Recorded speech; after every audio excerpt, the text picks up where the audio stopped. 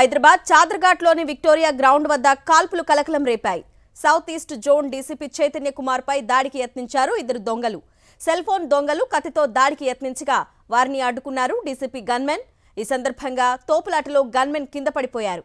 దాంతో దొంగలపై డీసీపీ చైతన్య కాల్పులు జరిపారు. వారిలో ఒక దొంగ గాయపడడంతో అతన్ని నాంపల్లి ఆసుపత్రికి తరలించారు. మరొకరిని అదుపులోకి తీసుకున్నారు.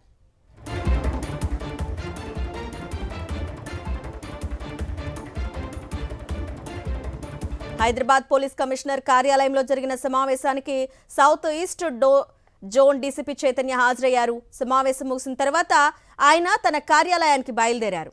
ఆ సమయంలో ఇద్దరు దొంగలు సెల్ ఫోన్ లాక్కొని పారిపోతుండడాన్ని చూసిన డీసీపీ చైతన్య వారిని వెంటాడారు. చాదర్ఘాట్ విక్టోరియా గ్రౌండ్ వద్దకు రాగానే దొంగలు కత్తితో దాడికి యత్నించగా వారిపై డీసీపీ కాల్పులు జరిపారు. ఘటనలో ఒక దొంగ 3 చోట్ల గాయాలవగా అతన్ని ఆసుపత్రికి తరలించారు.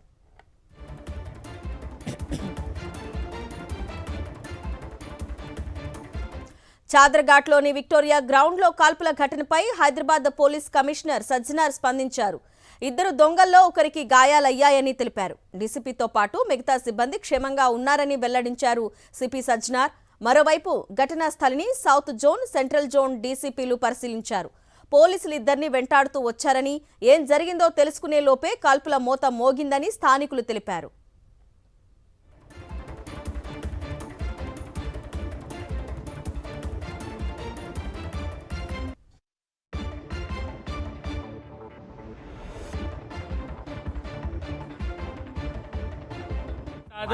వాళ్ళతో పాటు కానిస్టేబుల్ చేంజ్ చేసుకుంటే వస్తున్నారు. సిఐ గారు ఉక్కుంటే వస్తున్నారు. ఏమైంది సార్ అని అడిగితే ఒకరిని షూట్ చేసినాంలా వాడు ఇటు పారిపోతున్నారు అంటే సరే సార్ అని చెప్పి సార్తో పాటు ఇటు వచ్చినాం. ఇటు వస్తే అటు బిల్డింగ్ నుంచి దూకి గ్రౌండ్ నుంచి దాటిపోనికి ట్రై చేసిండు. ఆయన అక్కడనే జారిపడ్డాడు. పడితే అక్కడ పట్టుకున్నాము. అక్కడ పట్టుకున్నాక ఆయన సార్ కొడితే తెలిసింది 2 బుల్లెట్స్ ఆయన దాకినాయి. ఒక నడుము దాకింది, ఒక చెయ్యి దాకింది. ఎక్కువ కొడితే చెప్పిండు అక్కడ కత్తి పడేసినా అని చెప్పిండు.